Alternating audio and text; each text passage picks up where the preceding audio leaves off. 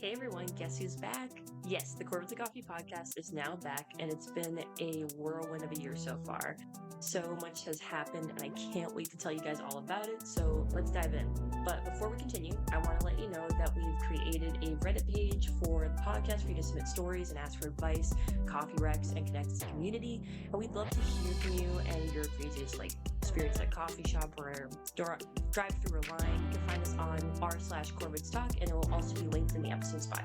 Okay, so let's start. So Zach's sister had a wedding up in New Hampshire, and it was absolutely beautiful, and it was a very intimate and just gorgeous outdoor wedding.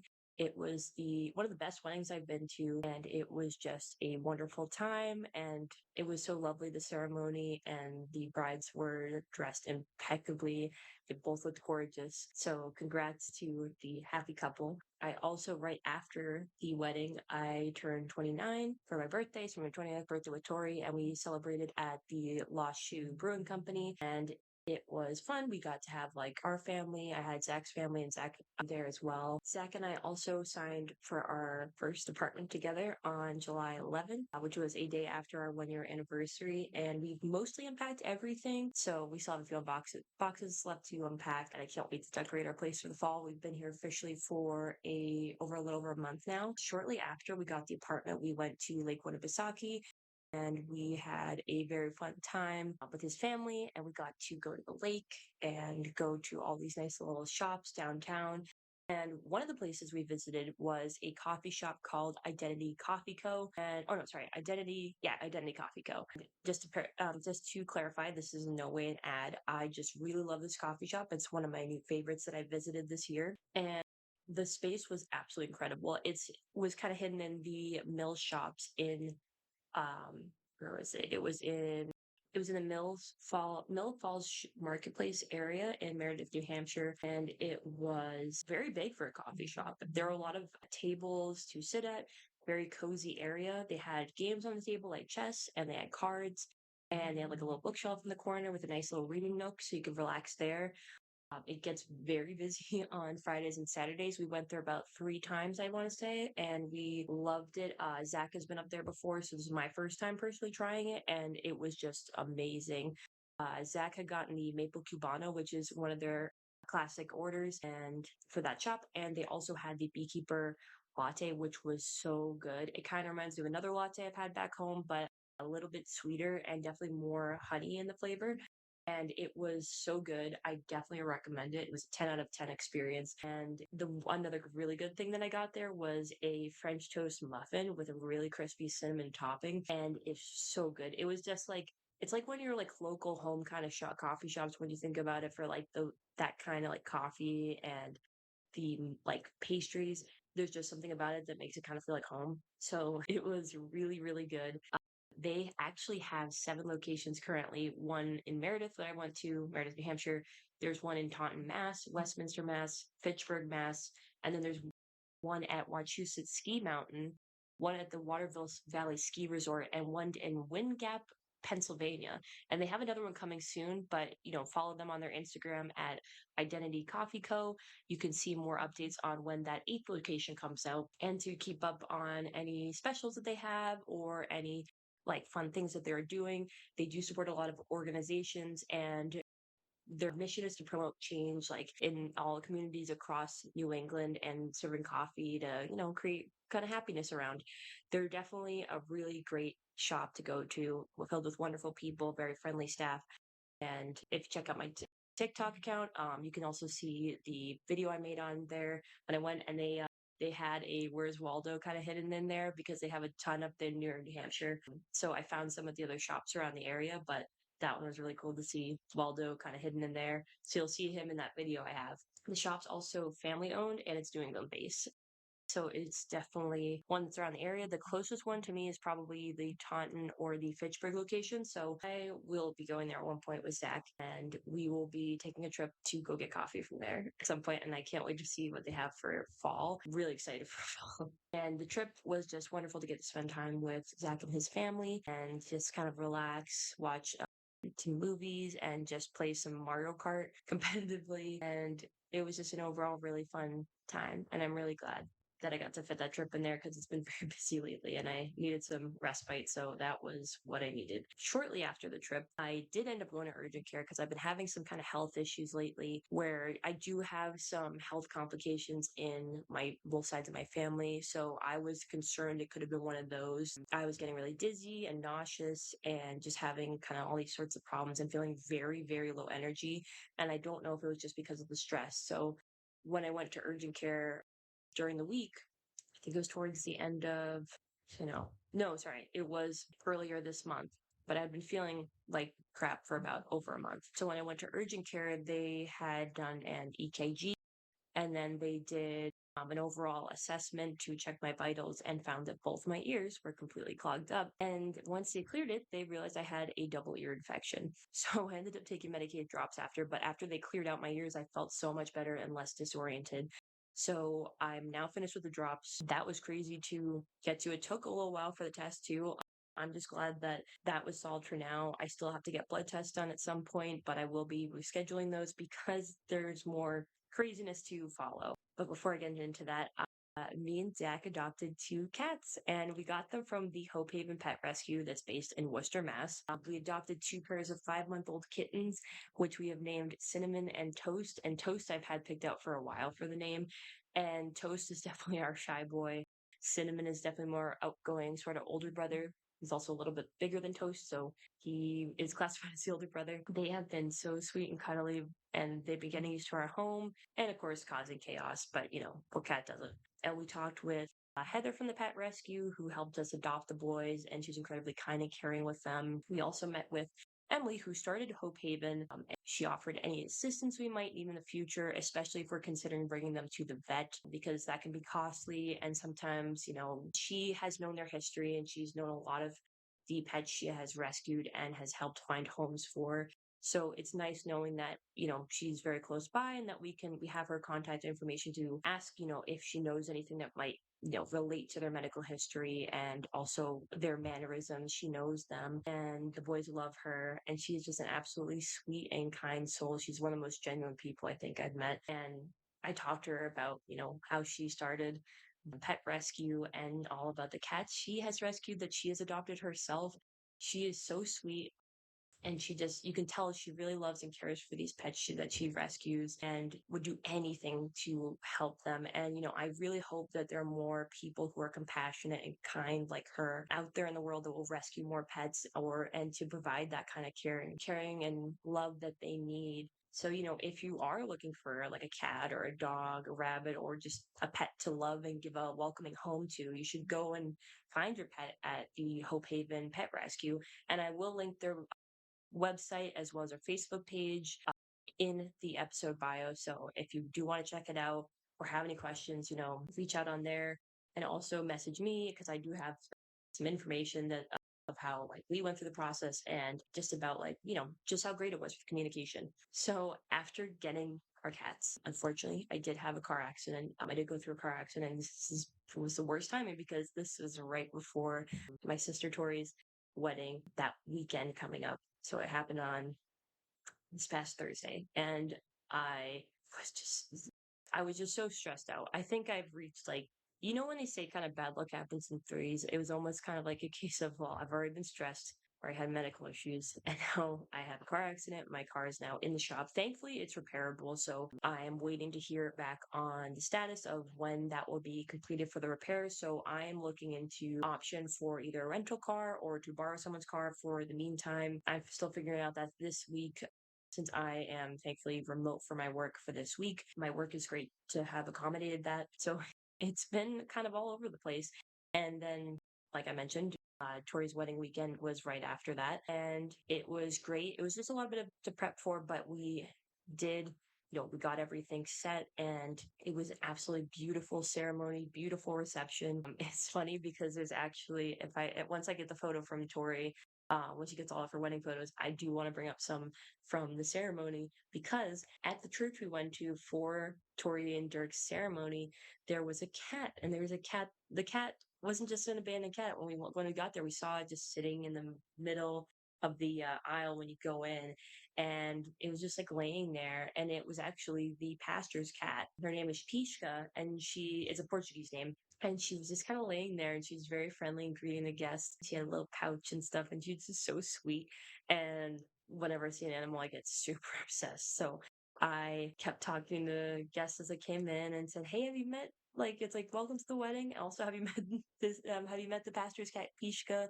And telling them all about her. And I got to pet her, and I have a picture which I will post as well on Instagram this week of me and Pishka that Zach had gotten a picture of because it was just so cute. And it's funny because Pishka does look like our cats because our cats are tabbies and Pishka is a tabby from what it looked like. So that was I joked with Tori. I said, that's a blessing that you have a cat at your ceremony. And, Pishka got on the altar during the end of the ceremony and was walking around. And I wanted to say that was like her little blessing on the marriage, which I thought of as a really good omen. And I love cats. So that just made the day even better, I like to say. But of course, it was also already great because, it's my sister getting married and it was a wonderful reception and we all got to be together.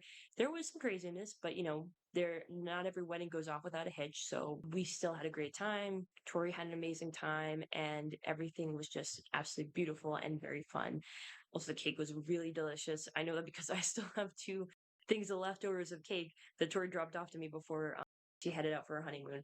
So there's that. Also, to backtrack a little bit, before the wedding back in June, my older sister Veronica had her first kid, and I'm not going to disclose the information because that is hers for her to share.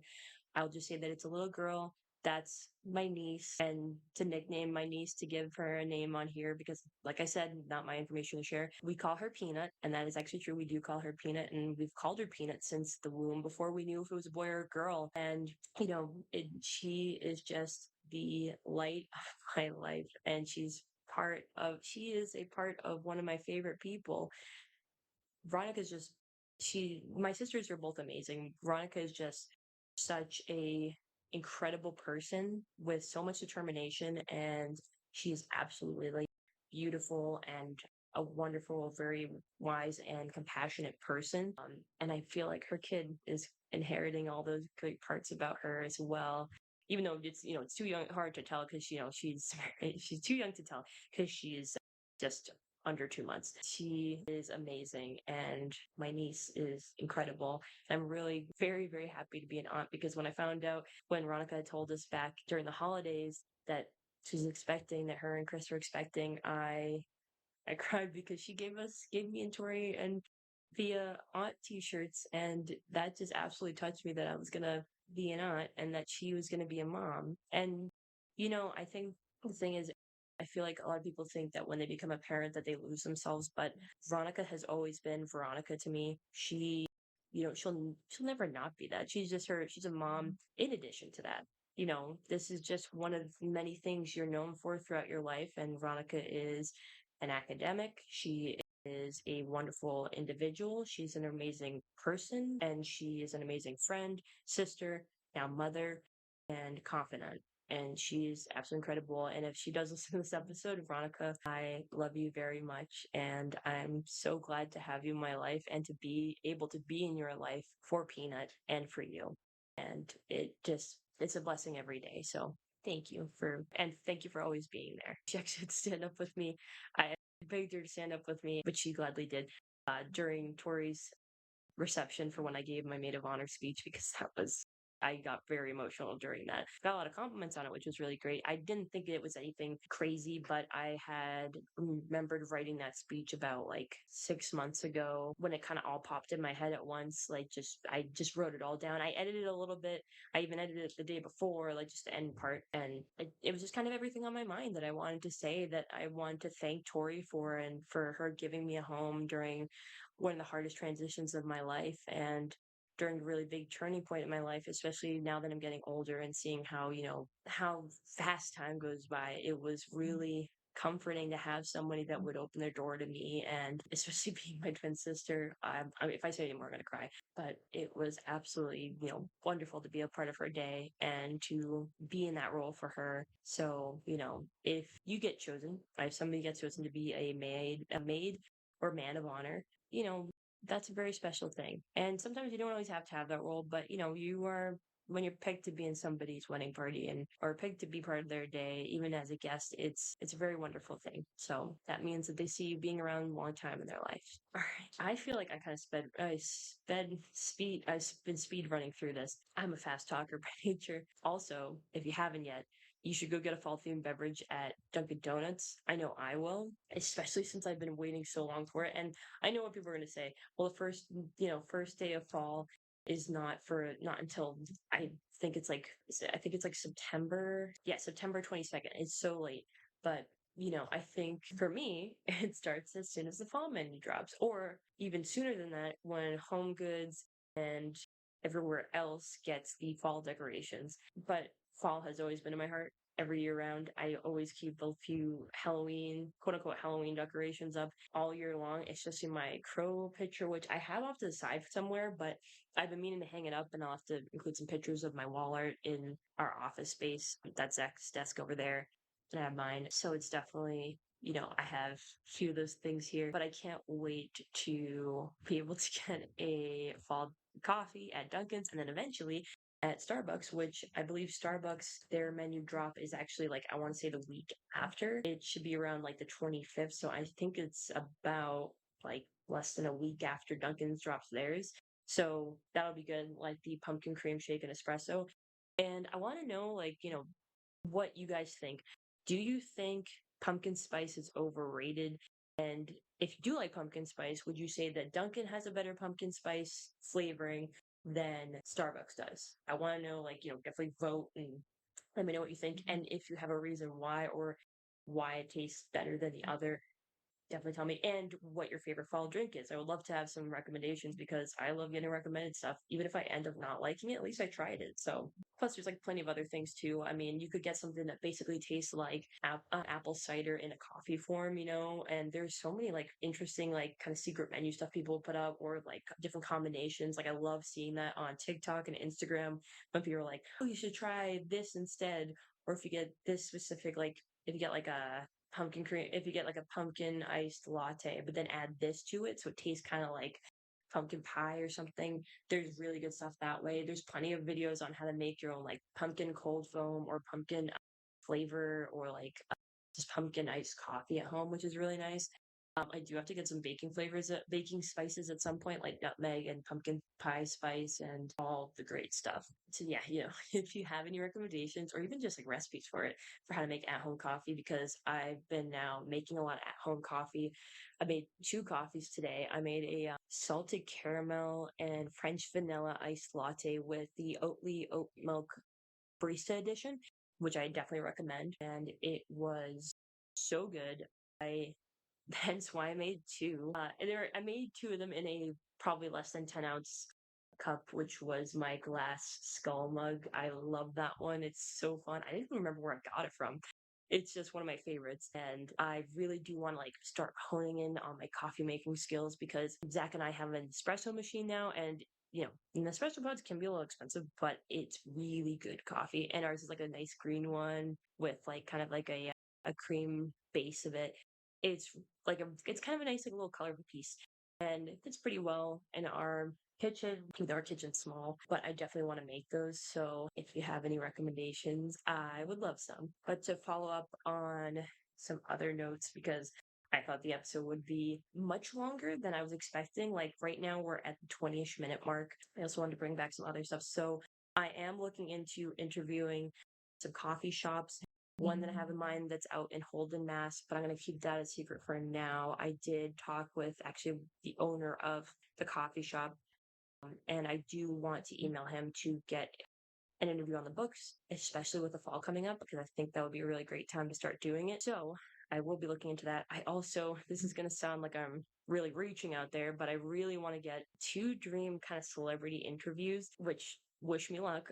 It may not happen. One is with Alana Ubach, and if you haven't heard of her, which I don't even know if I'm pronouncing her name right, she is Susan in the TV series for Ted, which is like the prequel series for the movies. If you haven't watched it, it's about a talking teddy bear that comes to life after a boy wishes him to be alive. And it's so funny. It's set in Framingham, Massachusetts, and it's just absolutely amazing. But she's also been in a lot of movies. Like she was the grandmother, no, not grandmother. She was Mama Imelda Rivera in Coco, and she's really great at sing. She's a really amazing singer as well. She is definitely a very varied character actor. She's great with voices. And even though she has a distinct voice herself, she is very dedicated to the craft and she's just like incredible. And she also is such a down to earth person. I have so many videos and I could do a whole episode on this, which I want to do regardless if I get an interview with her. She's been in so much. She was in Legally Blonde. She was one of Elle's best friends. And for one scene she had, she learned I believe Vietnamese for just for that scene and the dedication for that to learn like a whole other language for, well, even just to learn how to say a certain amount of words in a specific language that's very difficult like that is impressive. She is just a phenomenal lady. She's also in Meet the Fockers, and I believe she was also in Euphoria. She was, God, I'm forgetting her name. Man, I am blanking. She was a mom of Cassie, and yeah, she plays very vastly different characters. Like she can be the sweetest person, like Susan on Ted, and be like a very wonderful, like sweet kind of image of a suburban mom, kind of in the '90s. And then she is like kind of this very bitter and mean kind of spirited mom to Cassie in Euphoria. And I haven't watched a lot of Euphoria, but from the scenes I've seen with her in it, she can definitely like I'm word vomiting. She is incredible, and if you haven't watched any of her stuff, you should. She also voiced, which I just now learned about. She voiced El Tigre in the El Tigre cartoon in that was on Nickelodeon. I never knew that for the longest time, but now it's like with the array of voices she does, she can do that one. Anyway, I am just, I am word vomiting right now. So the other actress I want to get on the show to interview is even more of a reach too. Maybe it's the same amount of reach, but is Katie Seagal. And if you don't know Katie Seagal, she was in Married with Children. She played the mom in that one. So she played Peg Bundy on Married with Children for 10 years. She also has been in Sons of Anarchy. And I think she's actually married to an actor and director who was from Sons of Anarchy. And she was in Futurama for the longest time. She played the long time role of Leela. And she also has a very iconic voice. She's also, if you grew up with early Disney, like Disney Channel movies, she was in Smart House, which I remember talking about not that long ago, which that's what I thought the future would be. But the closest we have is like Google Nest and Ring Doorbell and stuff like that. And I mean, like Alexa products. She was in Shameless. She's also in The Big Bang Theory. She played Penny's mom. She's been in many things, and she's also has in one of my favorite TV shows, Brooklyn Nine-Nine. She plays Jake Peralta's mom. She is such a phenomenal actress, and I would love to meet her. And if I could even just settle for like an email of her being like, "Sorry, I can't do the podcast," that would be enough for me, because then she would have at least said, no, no, thank you. She's incredible. So if you haven't checked out any of her work, you should. And she played Dr. Correa in the live action One Piece season 2. So if you haven't watched that, you should. I love anime. Live action One Piece has been done amazingly. And we'll do an episode on that at some point. But yes, we will. Oh, she was also on 8 Simple Rules, another great TV show I grew up watching. So if you haven't, you should check them out. There may be no chance I get, an interview with them. But if I do, that would be incredible. And, we'll see what happens. But, thank you guys so much for, being a part of this community, to listening to our episodes and supporting the podcast.